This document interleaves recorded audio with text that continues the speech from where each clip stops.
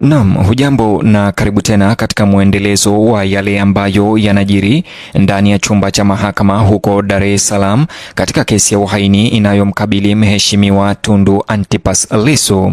Mtazamaji, tukiendelea na sehemu ya mwisho tulioachia wakati Tundu Lissu akiweza kumhoji na kumpatia maswali magumu shahidi ambaye amewekwa katika kizimba kile cha kificho na pia jina lake likaweza kufichwa na akapatiwa jina la P5. Mtazamaji, lakini kabla niingie zaidi ni kujuza yale ambayo yanaendelea ndani ya chumba hicho cha mahakama. Nimegundua ya kwamba wengi wenu mnatazama na kusikiliza taarifa ama habari zetu kabla ya kulike video na kusubscribe. Hivyo basi fanya jambo la busara, like video hii kisha subscribe. Tukiendelea, mheshimiwa Tundu Lissu anaendelea na maswali kwa sauti ya utulivu lakini dhabiti. Vicheko vinazuka ghafla kwa muda mfupi mahakamani baada ya Tundu Lissu kumuuliza shahidi iwapo anajiona kuwa mtu anayeweza kujibu moja kwa moja. Shahidi huyo anajibu kuwa maelezo yanayotajwa hayamo katika maelezo yake kwa sababu sivyo alivyohojiwa. Tundu Lissu anaitikia kwa kichwa na kumwambia kuwa kukubali kitu hakuna kunaokoa muda. Hata hivyo, kisha anamkumbusha shahidi kwamba alitoa ushahidi kwamba alikuwa akijivinjari Facebook, WhatsApp na YouTube katika posta ya zamani Garden wakati akikutana na video ya Tundu Lissu. Anamwomba shahidi athibitishe ikiwa majukwaa hayo mahususi yametajwa katika taarifa yake ya maandishi ya polisi. Shahidi huyo anajibu kuwa WhatsApp na YouTube hazijaandikwa hapo na hata Facebook haijaonyeshwa wazi, ingawa anadai alisema hivyo. Tundu Lissu anasikiliza kwa makini na anaenda kwenye toleo lijalo. Anamkumbusha shahidi kwamba alielezea simu yake kama simu mahiri ya Sony Xperia Galaxy. Shahidi anathibitisha kwamba anakumbuka kusema hivyo. Tundu Lissu kisha anamuuliza kama maelezo hayo yanaonekana popote kwenye taarifa ya polisi. Shahidi anasema kwa ujasiri kwamba inafanya hivyo. Tundu Lissu mara moja anamshinikiza kubaini mstari halisi. Shahidi huyo anadai iko kwenye mstari wa 5. Tundu Lissu anamwambia aisome kwa sauti ili mahakama isikie. Kuna kusitisha shahidi anapokagua hati ama karatasi hizo. Tundu Lissu anatamka kuwa hata akiwa ndani ya kizimba anaweza kusema kirahisi kama kipo. Shahidi huyo anasita na kisha anakiri kwamba maelezo hayo hayakuandikwa katika taarifa hiyo. Tundu Lissu anamuuliza kwa uwazi iwapo popote katika taarifa yake ya kipolisi alitaja kumiliki simu kabisa. Shahidi anajibu kuwa alikuwa na simu. Tundu Lissu anakatiza maneno yake na kufafanua kuwa anauliza kilichoandikwa na sio anachodai sasa. Shahidi huyo anashtuka, hatimaye anakiri kwamba taarifa hiyo haitaji simu. Tundu Lissu anaonyesha kuchanganyikiwa kwake na kusema kuwa amekaa gerezani kwa muda wa miezi 10 kutokana na ushahidi wa aina hii. Anaikumbusha mahakama kuwa shahidi huyo alidai kuwa na akaunti ya Facebook. Shahidi anathibitisha kwamba alifanya hivyo. Tundu Lissu anamtaka awaonyeshe majaji ambapo katika taarifa hiyo inasema alikuwa na akaunti ya Facebook. Shahidi anakaa kimya kwa muda. Katika hatua hiyo, wakili wa serikali ajuaye anainuka na kuomba mshtakiwa aipuke kumtusi shahidi wake. Tundu Lissu anajibu kuwa hajamtukana mtu bali aliuliza tu kama shahidi huyo ana akili timamu. Majaji wanaagiza pande zote mbili kuendelea kwa utulivu. Tundu Lissu anaendelea kuuliza kuhusu madai kuwa shahidi huyo alikuwa na data bundle za kutosha. Shahidi anasisitiza kuwa maneno yapo. Tundu Lissu anauliza tena iwapo maneno hayo halisi yanaonekana kwenye taarifa ya polisi. Shahidi anajibu kwamba anafikiria na wanafanya. Mmoja wa majaji anaingilia kati na kumwambia shahidi anaichanganya mahakama. Hakimu anamwagiza ajibu kwa uwazi ikiwa maneno yanaonekana katika hati iliyo mbele yake. Chumba cha mahakama kinakuwa kimya kwa muda huku shahidi akijitahidi kujibu. Kisha Tundu Lissu anahamia kwa madai kuwa shahidi huyo alimfahamu Tundu Lissu kupitia vyombo vya habari na majukwaa ya mtandaoni na kwamba yeye ni mwanasiasa. Shahidi anathibitisha kwamba alisema hivyo. Tundu Lissu anamtaka aonyeshe ni wapi maneno hayo yanaonekana kwenye taarifa ama karatasi hiyo ya taarifa ya polisi. Shahidi anajibu kuwa hawapo. Majaji wakiendelea kuchukua maelezo, Tundu Lissu anaendelea taratibu. Anamkumbusha shahidi huyo kwamba alitoa ushahidi kuwa Tundu Lissu alikuwa amesimama jukwani kwenye video hiyo aliyoiona Facebook. Shahidi anakubali. Tundu Lissu anauliza iwapo maelezo hayo yanaonekana kwenye taarifa iliyoandikwa.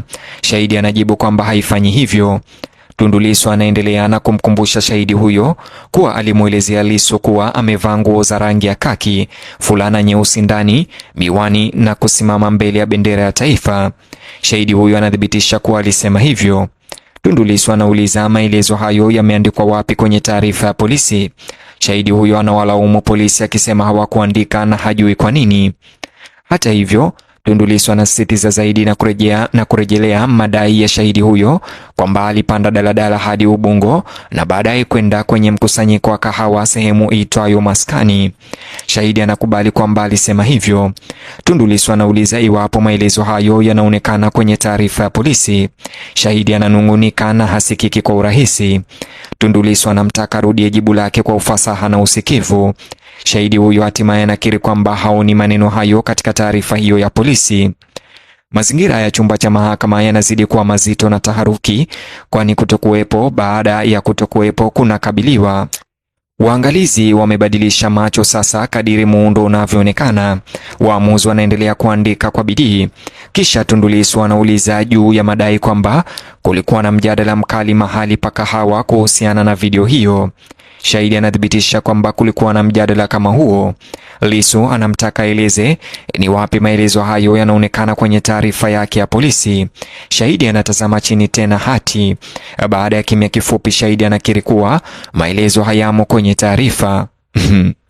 Ukumbi wa mahakama bado haujatulia, huku Tundu Lissu akijiandaa kuendelea. Majaji wakimtazama shahidi na mshtakiwa kwa makini.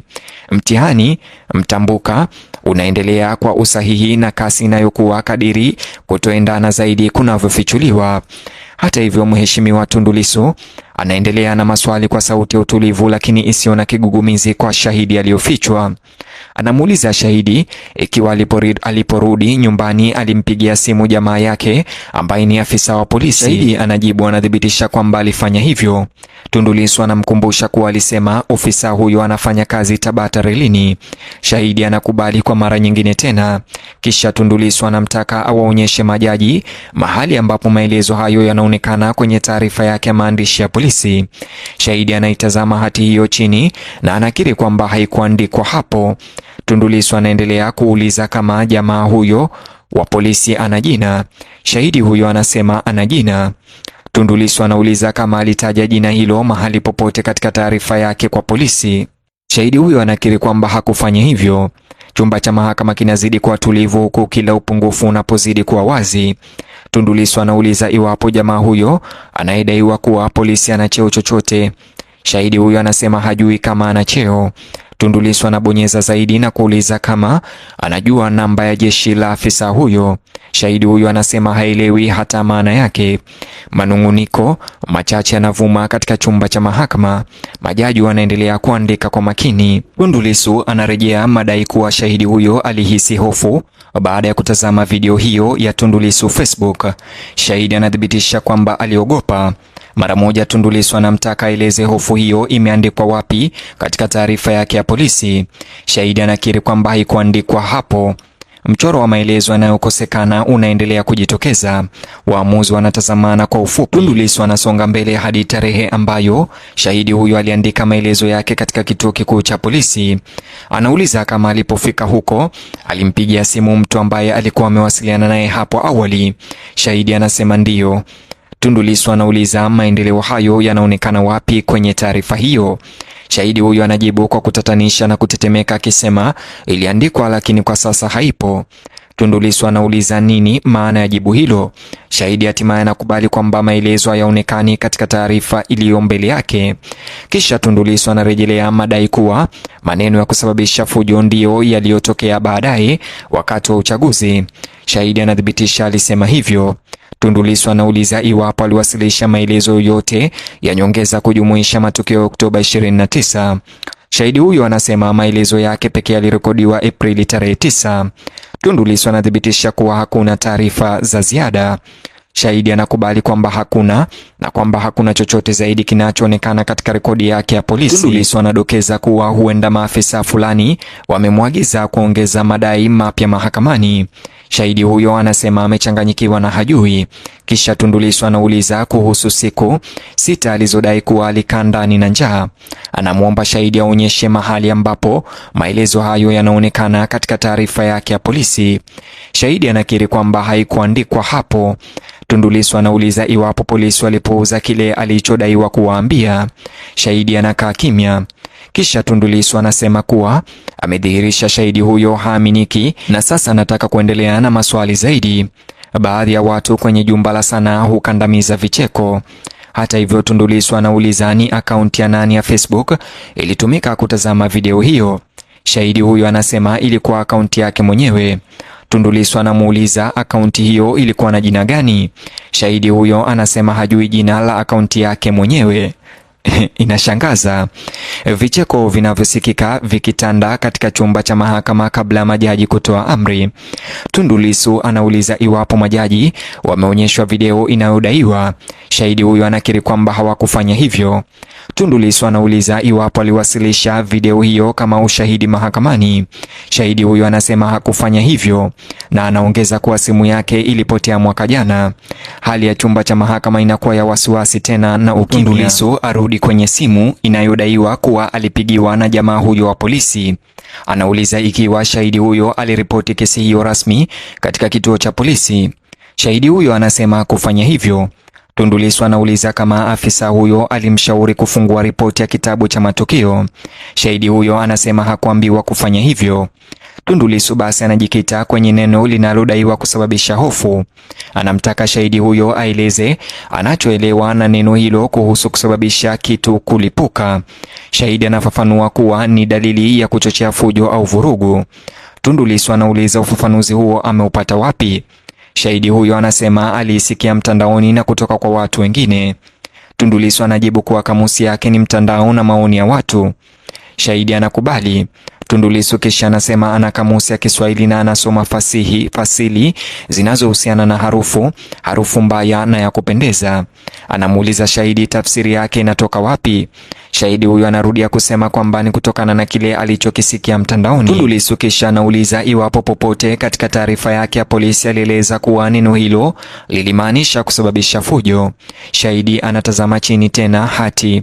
Waamuzi hutazama kwa makini wakisikiliza anapopekua kurasa. Chumba cha mahakama kinasubiri jibu lake kwa ukimya huku uchunguzi ukiendelea kwa kasi. Mheshimiwa Lissu akielekea kuhitimisha mahojiano yake anamuuliza shahidi kwa mara nyingine tena ikiwa maana aliyohusisha na neno lililozozaniwa inaonekana popote katika taarifa yake ya polisi. Shahidi anaangalia chini hati iliyo mikononi mwake. Baada ya pause ama muda mfupi anakubali kwamba haionekani hapo katika hati. Tundu Lissu anamshukuru kwa utulivu na kusema anashukuru kwamba anajibu kwa ufasaha toni katika chumba cha mahakama ambayo imepungua kidogo. Tundu Lissu kisha anageukia benchi. Anawafahamisha majaji kuwa hana maswali zaidi kwa shahidi. Majaji watatu walioketi mbele ya ua wa mashahidi waliorekebishwa wanatazama chini maelezo yao. Kuna ukimya wa muda mfupi, kalamu zikisogea kwenye karatasi, anga ikipimwa na kwa utaratibu. Kila mtu anasubiri mwelekeo unaofuata. Jaji Ndunguru akihutubia upande wa mashtaka anauliza kama wana maswali yoyote ya kuchunguzwa tena. Wakili wa serikali ajuaye asimama kwa muda mfupi. Anasema kuwa hawana maswali kwa shahidi. Jibu ni fupi na thabiti. Majaji wanaitikia kwa kichwa na kukiri. Kisha Jaji Ndunguru anamgeukia shahidi, anamfahamisha kuwa mahakama imemalizana naye. Shahidi anaachiliwa rasmi. Mlango mdogo wa enclosure umefungwa. Majaji wanaendelea kuandika kwa muda mchache. Mmoja wa mawakili wa serikali amesimama tena. Anaomba kuahirishwa hadi saa 8. Anaeleza kuwa wanakusudia kuendelea na shahidi mwingine saa 8. Ombi linafanywa kwa heshima. Chumba cha mahakama kinasikiliza kwa makini. Mheshimiwa Tundu Lissu anajibu mara moja. Anasema hana pingamizi la kuahirishwa kwa kesi hadi saa 8. Hata hivyo, anaomba upande wa mashtaka ueleze ni shahidi gani wanakusudia kumuita baadaye. Anauliza kwamba waonyeshe ikiwa shahidi anayefuata ni mlinzi, na ikiwa ni hivyo watambue nambari ya shahidi. Anaeleza kuwa anahitaji muda wa kupitia taarifa husika. Wakili wa serikali mwandamizi Renatus Mkude akiinuka kujibu, anapendekeza kwamba kuahirisha hadi siku inayofuata itakuwa vyema. Anaeleza kuwa shahidi huyo bado hajafika ofisini kwao. Anakariri kuwa hii ndiyo sababu ya kuomba muda zaidi. Toni yake inabaki kuwa rasmi na iliyotungwa. Jaji Ndunguru anawakumbusha upande wa mashtaka kuhusu agizo la awali. Anasema kuwa mahakama ilikuwa imewaagiza kukusanyika tena saa 8 na mashahidi wao tayari. Anasisitiza haja ya kujitayarisha. Majaji wanadumisha tabia thabiti lakini iliyodhibitiwa. Chumba cha mahakama kinakuwa kimya tena kwa muda. Benchi ikitoa kwa ufupi kati yao wenyewe. Benchi hutoa kwa ufupi kati yao wenyewe. Kisha wanatangaza kwamba suala hilo litaahirishwa hadi saa 8. Uamuzi umetolewa kwa uwazi. Maafisa wa mahakama wanaanza kuandaa hati. Wanachama wa umma wameinuka polepole kutoka viti vyao. Mheshimiwa Tundu Lissu anakusanya mafaili yake kwa makini. Timu ya mashtaka inashauriana kimya kimya kati yao. Maafisa wa usalama wanashikilia nyadhifa zao karibu na chumba cha mahakama, huku kesi ikisimamishwa hadi saa 8 mchana wa leo. Waamuzi wanainuka na kutoka. Kipindi kimesitishwa rasmi. Nje ya chumba cha mahakama mazungumzo yanaanza kujengwa. Waangalizi wanajadili mtihani mtambuka na tofauti nyingi zilizoangaziwa. Wachambuzi wa sheria wanaona kutokuwepo kwa ushahidi wa kuunga mkono kutoka kwa shahidi. Upande wa mashtaka unakabiliwa na uchunguzi unaongezeka. Wachambuzi wa sheria wanaona kutokuwepo kwa ushahidi wa kuunga mkono kutoka kwa shahidi. Upande wa mashtaka unakabiliwa na uchunguzi unaoongezeka kuhusu maandalizi.